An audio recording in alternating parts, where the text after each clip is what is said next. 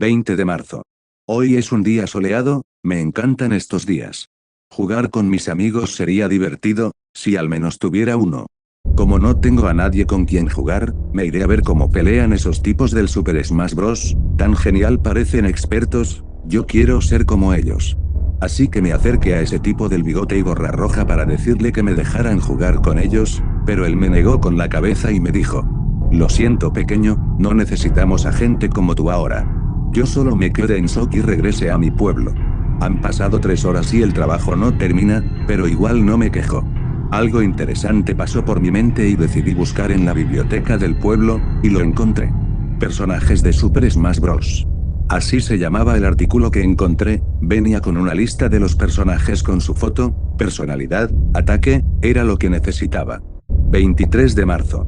Hoy es un día genial, fui de nuevo a donde practican los del Super Smash Bros. Yo estaba detrás de un arbusto, miraba los ataques de cada uno, los memorizaba, los aprendía. Y determinaba un contraataque para cada uno. Pasaron 5 horas y todavía quería ver más golpes, todos daban su mejor esfuerzo, pero ese plomero de gorra roja no daba ninguna oportunidad, lograba ganarles a todos y muy pocas veces lo golpeaban. Él estuvo entrenando antes que los demás, 2 meses antes, yo lo sé, yo lo vi cómo perfeccionaba sus ataques y aprendí de ellos, ahora sabía todos sus movimientos y tarde o temprano llegaría el momento. Después mi secretaria Canela me dijo que tenía correspondencia, solo una carta diferente, las demás eran solicitudes de los aldeanos del pueblo, leí esa carta diferente, solo decía, espera. Solo eso, y nada más. Nadie la había firmado, yo ignoro esto y me fui a dormir. 24 de marzo. Me desperté y vi mi correo, solo peticiones del pueblo, solo eso, y otra carta, muy diferente a las demás. La leí.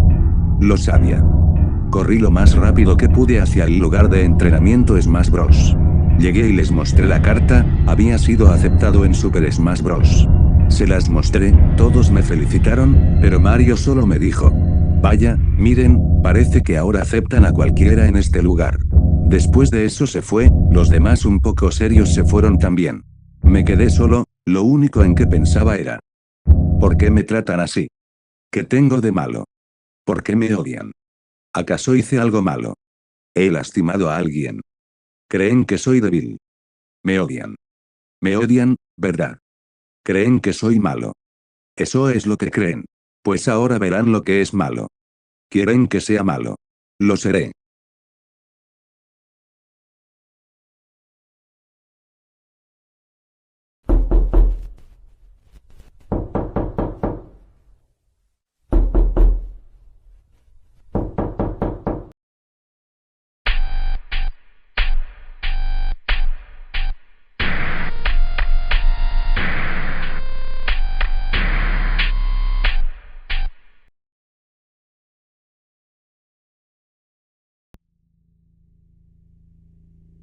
Cuando el pequeño Timmy Marlowe desapareció, todo el pueblo estaba enfermo por la preocupación.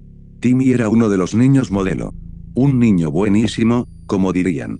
Un alumno brillante, un chico de buen corazón que era respetuoso con todos en el pueblo. Al principio, su familia anticipaba una extorsión. Cuando un niño pequeño es tomado de las calles, usualmente es algo planeado. Era posible que hubiesen estado observando a la familia y que esperasen una suma enorme a cambio de su retorno seguro. Pese a que la familia Marlowe no era adinerada en lo absoluto, el pueblo entero había expresado su disposición para apoyarlos. Pero a medida que los días se alargaron en semanas, nada sucedió. Ninguna llamada, ningún correo. Voluntarios atentos armaron campañas de búsqueda. Todas las personas en el pueblo habían llegado para ayudar en el rescate del pequeño Timmy. Pegaron volantes en cada poste de luz y edificio. No se podía recorrer una calle sin ver la dulce sonrisa de Timmy iluminándote. Buscaron por semanas y semanas hasta que se pareció haber perdido toda esperanza. El niñito simplemente se había esfumado. Al final, sus padres se culparon a sí mismos por lo que había sucedido. Siempre habían estado demasiado ocupados como para cuidarlo. El que trabajaran en empleos de tiempo completo resultaba en horarios muy apretados. Por eso contrataron a la señora Astor para que hiciera de niñera. La señora Astor era la viuda que vivía en una casa al lado de la familia Marlowe. Luego del fallecimiento de su esposo, Albert, Se había estado sintiendo bastante sola por su propia cuenta. La señora Astor les dijo a todos que Timmy nunca regresó de la escuela aquella tarde, y fue verdad. Era una anciana intachable. Nadie había conocido a Timmy mejor que la señora Astor. Lo cual, al final, fue la razón por la que lo mató. Timmy era un monstruo. La señora Astor lo vigilaba cuando él creía que nadie estaba pendiente. La manera en la que mataba a los animales de los vecinos y cómo sonreía cuando eran anunciados como extraviados. Lo había visto colar veneno para rata en las bebidas de su familia. Nunca lo suficiente para matar, solo lo suficiente para provocar que se enfermaran violentamente. La señora Astor nunca dijo ni una palabra. Entonces, Timmy se habituó a pegarle. Los moretes nunca fueron cuestionados. Después de todo, estaba vieja. Le salían moretes con facilidad. Timmy se aprovechó de esto y comenzó a golpearla más y más. Hacía berrinches y le tiraba cosas. Una noche, la señora Astor se fue a casa con una nariz rota. Atraerlo con galletas y postres no había sido difícil. ¿Qué niño podría resistirse a su gastronomía? Timmy se murió al instante. Lo único que quedó por hacer fue ingeniar la manera para deshacerse del cuerpo. Las personas del pueblo habían creído que la señora Astor era una anciana dulce e inocente.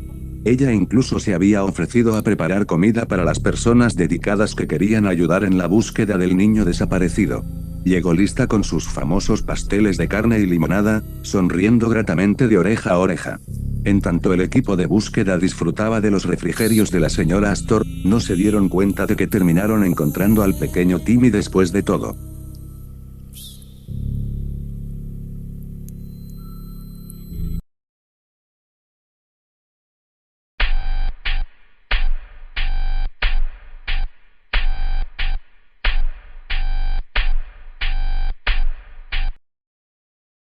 Todos creen que sus hijos son especiales. Nadie quiere escuchar, estas son las razones por las que mi hijo es más especial que cualquier otro. Así que no lo diré. De todas formas, a Frankie no le gusta la atención. Así que trato de ocultar esto. Pero una madre tiene sus límites. Cuando agarró mi brazo en la fila del supermercado y me preguntó, en plena presencia de un sujeto con gorra, ¿por qué este robo le saldrá mal al hombre de gorra? Simplemente no hubo tiempo para reaccionar. El hijo de perra se disparó en el pie mientras huía, y Frankie estuvo en terapia por 6 meses. Al final, le dije que tenía que convencer al terapeuta de que había inventado su historia. ¿Es decir que quieres que mienta?, preguntó, sus ojos grises se veían tristemente inocentes. Tragué grueso. Sí, Frankie, mentir es malo, pero, a veces, la verdad es peor. Algo en sus ojos cambió. Porque, la simplicidad de esa pregunta fue insoportable. Porque, farfulle, evacuando un soplido, eres especial. El cambio en sus ojos se completó de alguna forma. Angustiada, no supe discernir si efectivamente había matado una parte de él o si había madurado solo un poco. En retrospectiva, me doy cuenta de que ambas cosas son lo mismo. Estoy dibujando un helicóptero, dijo Frankie con naturalidad, pero no me quedaba claro si los apéndices inferiores eran pies o llantas. El otro dibujo era un monstruo del armario, pero no pasa nada porque protege a los niños incluso si no lo saben. Eso es bueno, cariño, respondí con desdén mientras me servía mi cuarta taza de café. Mamá, dijo, bajando su lápiz para colorear y observándome curiosamente. ¿Qué es una prostituta? Escupí solo un poco de café. Es alguien que atiende a muchachos muy malos. Pero solo a los mayores, añadí al ver la mirada de preocupación en su rostro. Ah, respondió, arrugando su frente. Se mantuvo en silencio por varios segundos más. Luego. ¿Porque el hombre del apartamento 1913 piensa que va a matar a una prostituta? Esa vez dejé caer mi taza en el suelo, y la porcelana Kobayashi se hizo añicos sobre las baldosas. ¿Cómo puedes creer? No. Frankie mantuvo arrugada su frente, y luego retomó su coloreo. Él sabe que es una mala idea, mamá. Es solo que ha decidido que algunas malas ideas sirven para eliminar otras peores. ¿Qué habrías hecho tú? Si Frankie hubiese sido un embustero, ¿cómo habría ido mi conversación? Hola, soy tu vecina de 2 pisos más abajo. ¿Has estado planeando matar prostitutas? No, disculpa por la molestia, aquí tienes unos panecillos. ¿Y si Frankie tenía razón? El hombre no confesaría ni un carajo, pero yo sería asesinada después. ¿Debí de haber llamado a la policía? ¿Qué les habría dicho? Hola, mi hijo es tan malditamente evidente que ya no puedo fantasear con Aziz Ansari ni masturbarme con porno mierdero de Daniel Steele. En fin, busquen prostitutas muertas de las cuales poseo una cantidad impresionante de información. No me malinterpreten, pensé seriamente sobre cuál era la mejor decisión. Lo cual fue la razón por la que no hice nada. Así que fui apuñalada por la culpa cuando vi a los paramédicos moviendo una camilla afuera del apartamento del hombre la mañana siguiente. Me quedé parada, perpleja, a medida que la rodaban hacia afuera, y me hicieron a un lado para ser entrevistada. Luego fui conducida, casi en un trance, hacia la camilla. Un cuerpo inerte estaba cubierto con una sábana blanca ligeramente húmeda. Observé, en vez de sentir, cómo mi mano se extendía y separaba la sábana de la cabeza del cuerpo. Era mi vecino, o lo que quedaba de él. Su rostro había sido acuchillado con una línea diagonal. Su mejilla izquierda estaba desplegada y yacía junto a su oreja, exponiendo todos los dientes de ese lado. Su ojo derecho había sido reventado, dejando una piscina sangrienta en la cuenca destrozada. La punta de su nariz no estaba por ningún lado, el muñón se veía como el interior leñoso de una nuez. Dejé caer la sábana sobre su pecho y corrí a mi departamento. Frankie estaba coloreando de nuevo. Alzó la mirada y me vio con preocupación cuando azoté la puerta detrás de mí. Me recliné contra la repisa, temblando y con la respiración pesada. No debiste haberlo visto, me indició tranquilamente. Dijo, jadeé, dijiste que la prostituta moriría, mi tono se agitó. La expresión de Frankie era inescrutable. Te pregunté por qué pensó que iba a matar a la prostituta, explicó con una calma inquietante, porque obviamente era una mala idea, dado que ella era una boxeadora y él era bastante gordo. Se giró hacia el papel que había estado coloreando, y, una vez más, se ensimismó en su dibujo.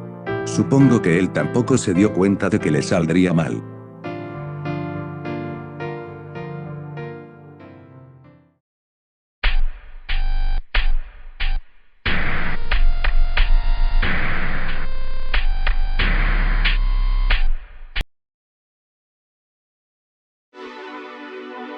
Mosca era una chica rara, incluso para los estándares de chicos raros. La conocí en sexto grado cuando nuestros apellidos ordenados alfabéticamente nos dejaron en asientos adyacentes, y se giró para verme con una sonrisa animada de dientes separados. Hola, me dijo. Hola, contesté por lo bajo. Yo era tímida y me sentía intimidada por el primer día de escuela, pero ella no lucía nerviosa en lo más mínimo. Me llamo Eden, pero nadie me dice así. Me dicen Mosca, así que tú también puedes hacerlo. Gracias. Me llamo Stephanie. Deberíamos ser amigas. Está bien. Pero Mosca y yo nunca nos hicimos amigas. Me hablaba durante clase, caminaba detrás de mí por los pasillos e incluso llegaba a seguirme a casa algunos días, pero nunca sentí un clic con ella. Hasta donde podía ver, nadie más lo sintió tampoco. Pero eso no impidió que sonriera. Siempre estaba sonriendo, siempre animada, siempre de buen humor. Incluso cuando estaba sentada a solas en la hora del almuerzo o cuando era elegida de último en la clase de educación física, siempre sonreía y siempre se veía genuina. El resto de nosotros pensaba que era raro. Una tarde se las ingenió para conseguir una sola invitación a mi casa, después de la escuela, cuando mi mamá la vio parada al pie de nuestra acera mientras yo me dirigía hacia la puerta. ¿Por qué no invitas a tu amiguita?, me sugirió mientras entraba. Solo es Mosca, es rara, no es mi amiga. Me da la impresión de que quiere serlo. ¿Le has dado la oportunidad? Miré a la chica por la ventana, que estaba sonriendo y pasando el rato en la acera como si supiera que, si era lo suficientemente paciente, le pediría que entrara. Más o menos, murmuré. Anda, Stephanie, puede que te agrade mucho. Me quejé, pero desistí y abrí la puerta para gritarle a Mosca. Mi mamá dice que puedes entrar para cenar. El rostro pecoso de Mosca se iluminó y no perdió tiempo en correr hacia adentro. En la mesa, mis padres charlaron con ella cortésmente y le preguntaron en varias ocasiones si debían llamar a sus padres. No, está bien, en serio, no les molesta. Mi mamá trabaja por las noches y mi papá pasa enfermo bastante, así que no les molesta así como en la casa de una amiga. La cena no estuvo mal, Mosca no fue problemática. Se mantenía callada a menos que alguien más le hablara, y se ofreció a ayudar con los platos, pero luego simplemente no se iba. Incluso se sentó en nuestro sofá para ver televisión con nosotros. Mi mamá trató de darle a entender sutilmente que se estaba haciendo tarde y que se tenía que ir, pero Mosca permaneció sonriente y despreocupada. Solo logramos que se fuera cuando mi papá le dijo que la llevaría a casa para que no tuviera que caminar en la oscuridad. Oh, no se preocupen, estoy bien caminando, dijo mientras arrojaba su mochila robusta por encima de su hombro. Gracias por la cena, estuvo súper buena. La vimos irse hasta que desapareció a la vuelta de la esquina, y luego di un respiro de alivio. ¿Viste? Rara. No seas grosera, Stephanie. Creo que solo se siente sola. Fuera lo que fuera que Mosca sintiera, realmente no la quería cerca de mí. Al final llegué a hacer un grupo nuevo de amigos, el cual no incluía a Mosca, y a pesar de que no nos esforzábamos por excluirla, tampoco hacíamos ningún intento por involucrarla. Mosca aún me saludaba con la mano y me extendía su tradicional saludo alegre, pero ahora parecía entender que no éramos compinches. O al menos eso pensé. Empezó una tarde con la extraña sensación hormigueante de ser observada durante mi ruta a casa desde la escuela. Era inicios de invierno y los días se estaban achicando, así que el sol había empezado a ponerse. Me detuve y me di la vuelta, escaneando la calle solitaria detrás de mí, pero parecía ser que me encontraba sola. Sin embargo, en el preciso momento que retomé mi camino, la certeza punzante de que alguien me estaba observando se disparó de nuevo. Di unos cuantos pasos más y luego me giré justo a tiempo para ver un destello rosa que desapareció calle abajo. Corrí hasta la esquina lo suficientemente rápido para ver a Mosca agachándose al costado de una casa, su chaqueta rosa resplandecía contra el revestimiento oscuro de la casa. Cuando llegué a casa, le puse la queja a mis padres de que Mosca me había estado siguiendo, pero ellos chasquearon la lengua y me dijeron que probablemente iba en camino hacia su casa. Refunfuñé un poco más, pero al final lo dejé pasar. Después de todo, perfectamente pudieron haber tenido la razón. El día siguiente, en la escuela, Mosca ofreció su sonrisa y saludo usual, pero pretendí que no la vi. Quería que supiera sin lugar a duda que no éramos amigas. Pareció captar el mensaje y dejó de saludarme. Y, aún así, nunca dejó de sonreír. El invierno llegó con fuerza ese año y la nieve cayó en sábanas gruesas y pesadas por encima de nuestro pueblo. Tuvimos unos cuantos días consecutivos de nieve y pasé afuera durante muchos de ellos, deslizándome en trineo y construyendo fuertes de nieve con los niños del vecindario. Normalmente, habría ignorado las pisadas en la nieve alrededor de mi casa por la frecuencia con la que pasaba corriendo ahí afuera. Pero cuando salí a brincos por la puerta para otro día de diversión de invierno, noté algo inusual. Tuvimos una nevada fresca por la noche y estaba emocionada por ser la primera en pisotear nuestro jardín, pero ya había huellas alrededor de nuestra puerta principal. Fruncí el ceño, preguntándome si uno de mis padres había salido cuando yo seguía dormida, pero me habían asegurado que me darían el honor de ser la primera en salir.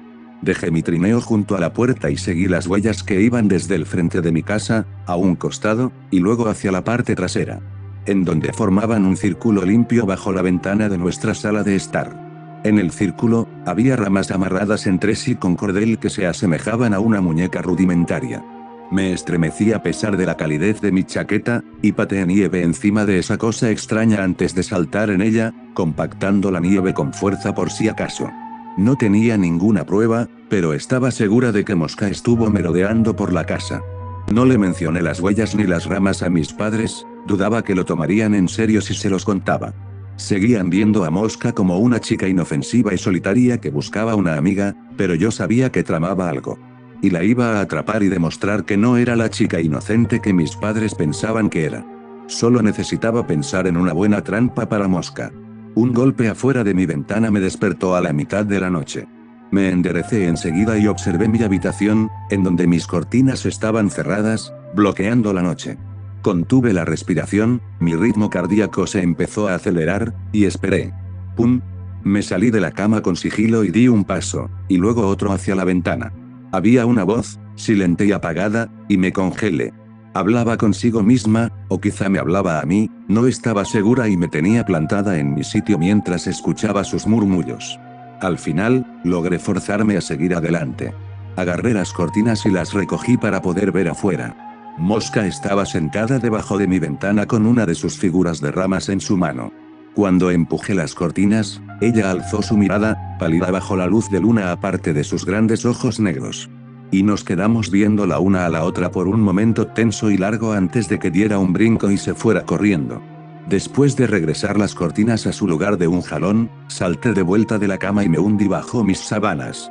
Fuera lo que Mosca estuviera haciendo o la intención que tuviera, me tenía plenamente espantada.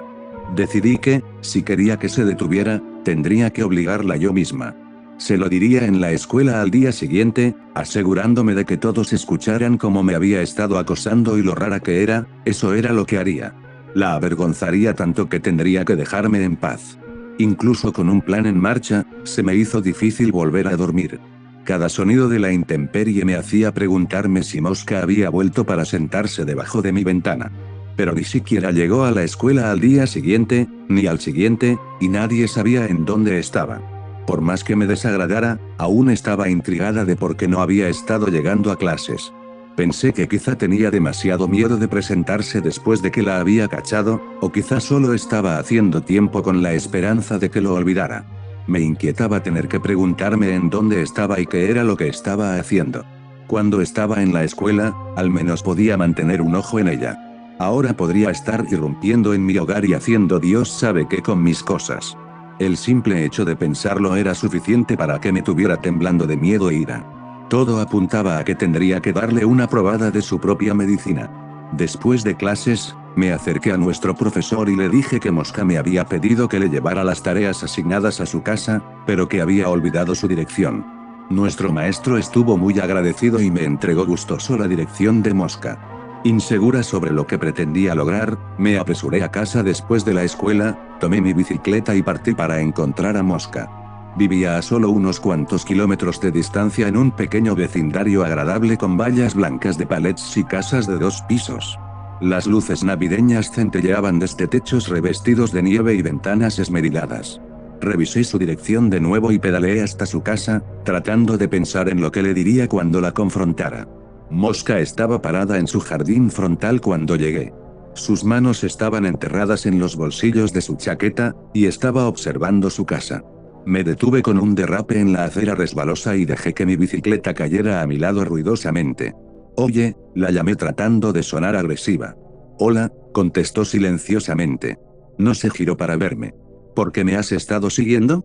Demandé, yendo al grano y pisoteando el suelo detrás de ella. ¿Porque estabas afuera de mi casa? Lo siento. La agarré del brazo y la obligué a que me encarara con toda la furia que una niña de 11 años podía amasar, y luego toda mi bravuconería y valentía llegó a un final confuso. Mosca aún estaba sonriendo, pero era una expresión forzada y apenada, y había lágrimas derramándose por sus mejillas. Mosca. Mosca, repitió a través de una sonrisa de dientes apretados. Mi madre me dio ese apodo. ¿Sabes por qué? No, inquirí con cautela. Comenzó a llamarme Mosca porque yo solo era otra pequeña adición a la pila de mierda que era su vida, no haciendo más que zumbar y ser una peste. Aflojé mi agarre sobre su brazo y ella se volteó de nuevo a su casa. Disculpa por haberte seguido y eso. Es solo que, tu familia fue tan agradable. Tú también lo fuiste, simplemente quería rodearme de eso. Fue divertido pretender por un tiempo. Pretender, había retrocedido un par de pasos involuntariamente. La manera en la que hablaba hacía que se me pusieran los pelos de punta. Sí, pude pretender que éramos amigas, que le agradaba a tus padres. Incluso hice unas muñecas de ramas como si estuviéramos jugando juntas. Es estúpido, ¿eh? ¿Por qué? Se encogió de hombros y se pasó la manga de su chaqueta por la nariz. Porque tu papi no bebe mucho y se queda dormido en el piso y se orina encima. Tu mamá no sale con hombres diferentes cada noche para que le compren regalos. Te cocinan comida y te dejan traer amigos y no te pegan, ¿verdad? Si tartamudeé. El olor de humo había comenzado a colmar el aire, y olfateé nerviosamente en tanto mi mirada se deslizaba hacia la casa. Una corriente delgada de gris hacía espirales desde debajo de la puerta frontal. No le caigo bien a mis padres. Sé que a ti tampoco te he caído bien, ni a tus amigos. No le caigo bien a nadie, pero aún así me dejaste cenar contigo aquella vez, y fue tan agradable. Ahora el humo se estaba ondulando por debajo de la puerta y se presionaba contra las ventanas. Mosca, tu casa. Ella asintió. Lo sé. Tenemos que llamar al 911. Y a tus padres. Me estaba desesperando. Podía escuchar el crepitar de las llamas, que se hacían más fuertes y más hambrientas dentro de su hogar. Mosca solo se quedó ahí parada, con una mirada brillante y húmeda, observando al fuego crecer. Mis padres están adentro. Y en todo momento, a pesar de lo aquejada que era su expresión, nunca dejó de sonreír.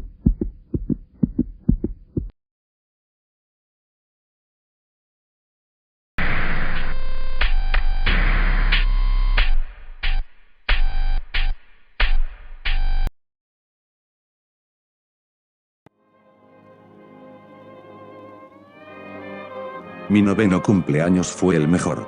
Me dieron un juego de Transformers con figuras de acción de Bumblebee y Megatron, un pastel de Optimus Prime super genial que mi mamá preparó ella misma. Y un par de walkie-talkies antiguos que mi papá tuvo cuando estaba pequeño. A veces, hijo, solía decirme con una palmada en el hombro. Los juguetes tradicionales son los mejores. No me creerías si te digo cuánto me divertí con estos cuando tenía tu edad, y ahora quiero que tú también te diviertas de esa manera. No me sentía emocionado al comienzo, pero cambié de opinión muy rápidamente. Papá siempre cargaba uno y yo cargaba el otro, y nos hablábamos como si fuéramos Autobots ejecutando una misión secreta. Bumblebee, aquí Optimus, me decía. Mi papá ya podía hacer una gran voz de Optimus Prime, pero la recepción distorsionada de los walkie-talkies lo hacían sonar incluso mejor. Creo que los Decepticons están planeando un ataque en la cocina, se van a robar toda tu cena. Exhalé un jadeo de miedo pretendido.